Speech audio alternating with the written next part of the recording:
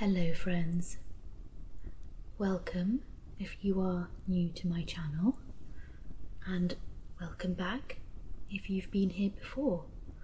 Thank you for joining me and spending some time with me. My name is Stefanie Valentine and I am starting a new series on my channel where I will be doing readings. And we have this really lovely, cosy campfire to keep us warm while I read to you. And the first stories, poems perhaps, that I shall be reading to you will be by the wonderful Edgar Allan Poe. And the first story I will be reading to you is The Pit and the Pendulum. This was published in 1850. Now it's a long, well, it's not very long in comparison to a novel, perhaps, but it's probably too long for me to do in one entire video, so this will be part one. I will do a few verses and every week I shall read a little more to you, so I hope you'll come and join me. Sit by the campfire and listen to me reading you some gorgeous gothic writing. Okay, so let's get started. I was sick unto death with that long agony, and when they at length unbound me, and I was permitted to sit, I felt that my senses were leaving me.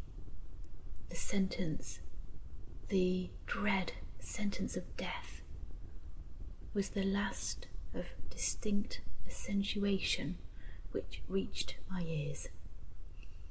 After that, the sound of the inquisitorial voices seemed merged in one dreamy, indeterminate hum.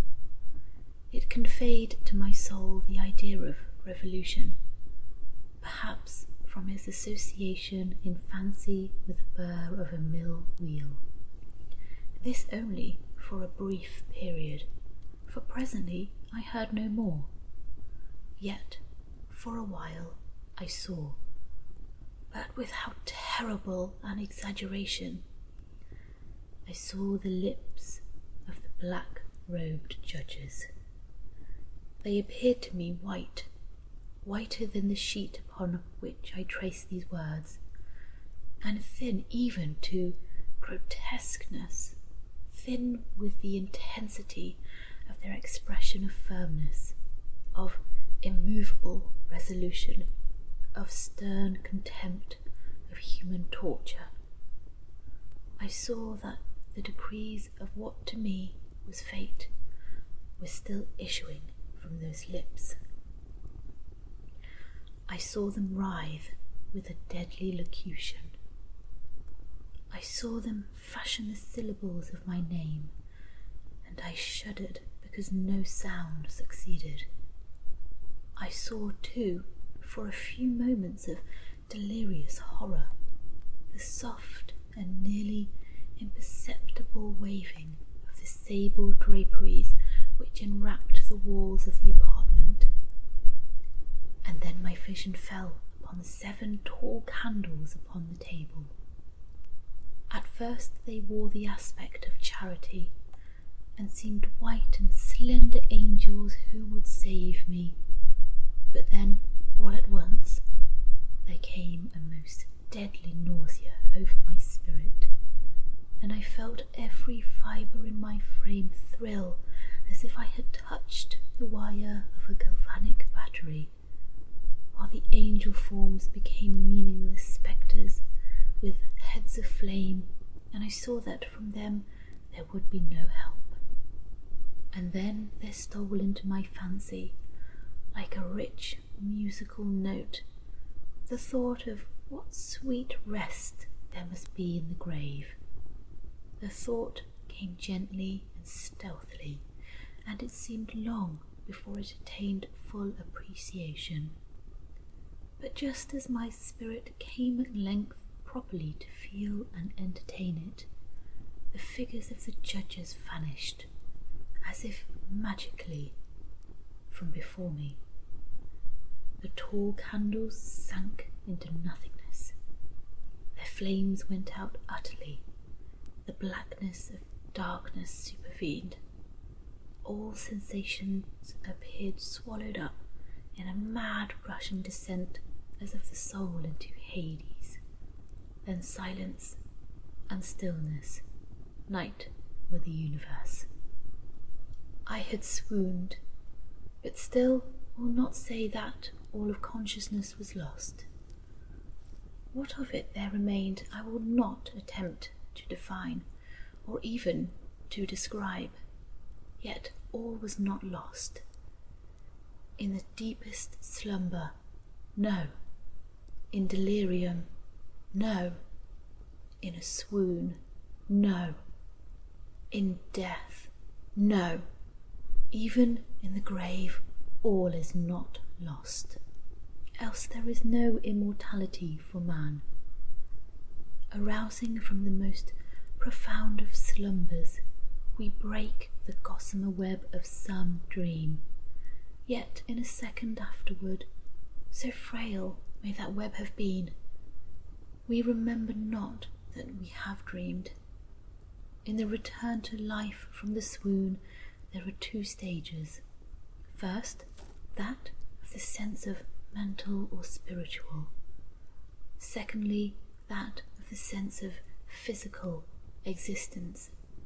It seems probable that if, upon reaching the second stage, we could recall the impressions of the first, we should find these impressions eloquent in memories of the gulf beyond. And that gulf is what? How at least shall we distinguish its shadows from those of the tomb? But if the impressions of what I have termed the first stage are not at will recalled, yet after long interval, do they not come unbidden, while we marvel whence they come? He who has never swooned is not he who finds strange palaces and wildly familiar faces in coals that glow, is not he who beholds floating in mid-air the sad visions that the many may not view, is not he who ponders over the perfume of some novel flower, is not he whose brain grows bewildered with the meaning of some musical cadence which has never before arrested his attention. Amid frequent and thoughtful endeavours to remember, amid earnest struggles to regather some token of the state of seeming nothingness into which my soul had lapsed, there have been moments when I have dreamed of success. There have been brief, very brief periods when I have conjured up remembrances which the lucid reason of a later epoch assures me could have had reference only to that condition of seeming unconsciousness. These shadows of memory tell, indistinctly, of tall figures that lifted and bore me in silence down, down, still down, till a hideous dizziness oppressed me at the mere idea of the interminableness of the descent. They tell also of a vague horror at my heart, on account of that heart's unnatural stillness. Then comes a sense of sudden motionlessness throughout all things, as if those who bore me, a ghastly train, had outrun in their descent the limits of the limitless, and paused from the wearisomeness of their toil, After this, I call to mind flatness and dampness, and then all is madness. The madness of a memory which busies itself among forbidden things. Very suddenly, there came back to my soul motion and sound, the tumultuous motion of the heart, and in my ears the sound of its beating, then a pause in which all is blank, then again sound and motion and touch, a tingling sensation pervading my frame, then the mere consciousness of existence without thought, a condition which lasted long. Then, very suddenly, thought and shuddering terror and earnest endeavour to comprehend my true state, then a strong desire to lapse into insensibility, then a rushing revival of soul and a successful effort to move, and now a full memory of the trial, of the judges, of the sable draperies, of the sentence, of the sickness, of the swoon, then entire forgetfulness of all that followed, of all that a later day and much earnestness of endeavour have enabled me vaguely to recall. So far I had not opened my eyes. I felt that I lay upon my back, unbound. I reached out my hand, and it fell heavily upon something damp and hard. There I suffered it to remain for many minutes, while I strove to imagine where and what I could be. I longed, yet dared not to employ my vision. I dreaded the first glance at objects around me. It was not that I feared to look upon horrible things, but that I grew aghast lest there should be nothing to see. At length, with a wild desperation at heart, I quickly unclosed my eyes. My worst thoughts then were confirmed.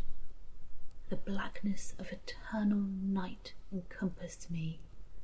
I struggled for breath.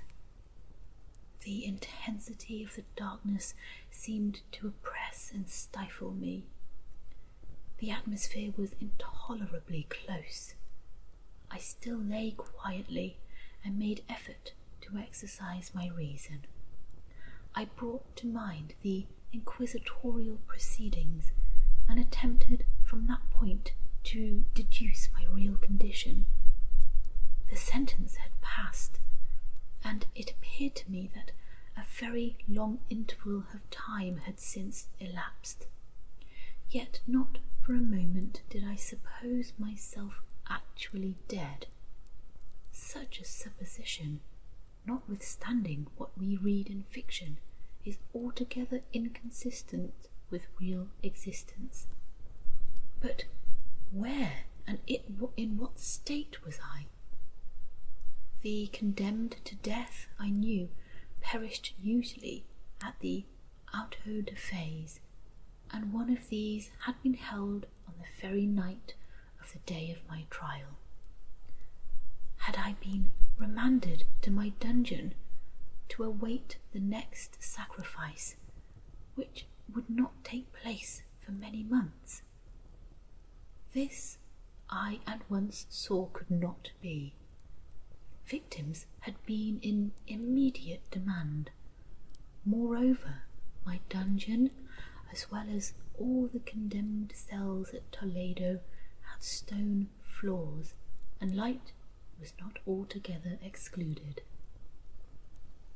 A fearful idea now suddenly drove the blood in torrents upon my heart, and for a brief period I once more relapsed into insensibility. Upon recovering, I at once started to my feet, trembling convulsively in every fibre. I thrust my arms wildly above and around me in all directions. I felt nothing, yet dreaded to move a step, lest I should be impeded by the walls of a tomb. Perspiration burst from every pore and stood in cold big beads upon my forehead.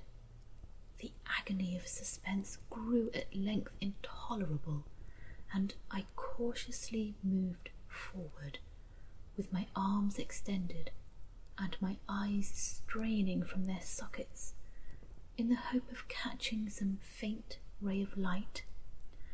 I proceeded for many paces, but still all was blackness and vacancy. I breathed more freely. It seemed evident that mine was not, at least, the most hideous of fates. And now, as I still continue to step cautiously onward, there came thronging upon my recollection 1,000 vague rumours of the horrors of Toledo. Of the dungeons there had been strange things narrated, fables I had always deemed them, but yet strange and too ghastly to repeat, save in a whisper. Was I left to perish of starvation in this subterranean world of darkness? Or what fate, perhaps even more fearful, awaited me? That the result would be death, and a death of more than customary bitterness, I knew too well the character of my judges to doubt. The mode and the hour were all that occupied or distracted me. My outstretched hands at length encountered some solid obstruction.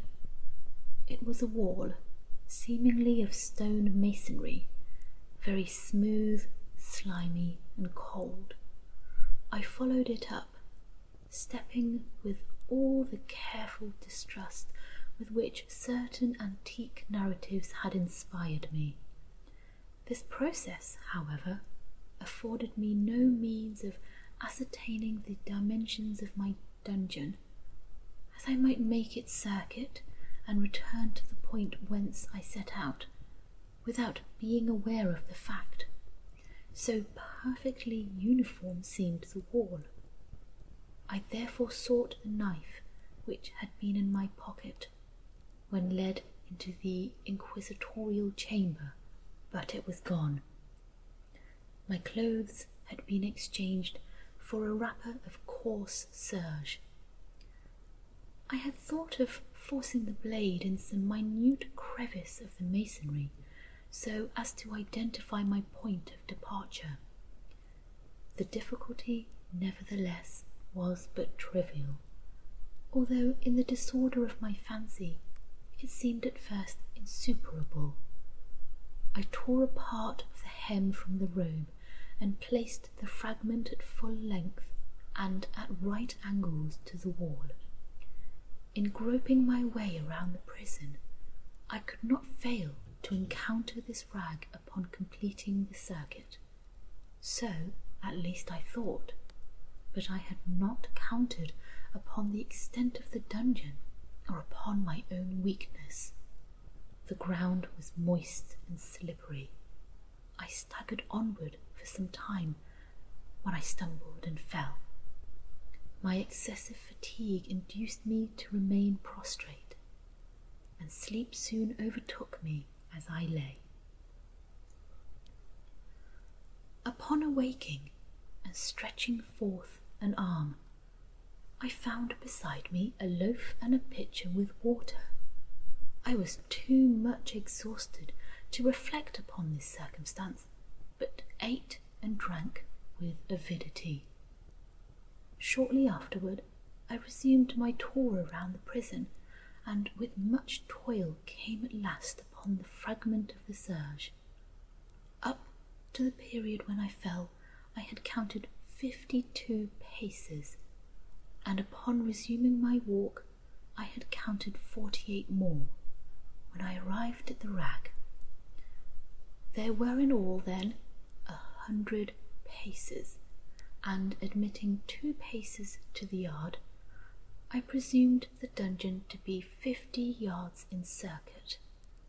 I had met, however, with many angles in the wall, and thus I could form no guess at the shape of the vault, for the vault I could not help supposing it to be. I had little object, certainly no hope, these researches, but a vague curiosity prompted me to continue them. Quitting the wall, I resolved to cross the area of the enclosure. At first I proceeded with extreme caution, for the floor, although seemingly of solid material, was treacherous with slime. At length, however, I took courage, and did not hesitate to step firmly, endeavouring to cross in as direct a line as possible.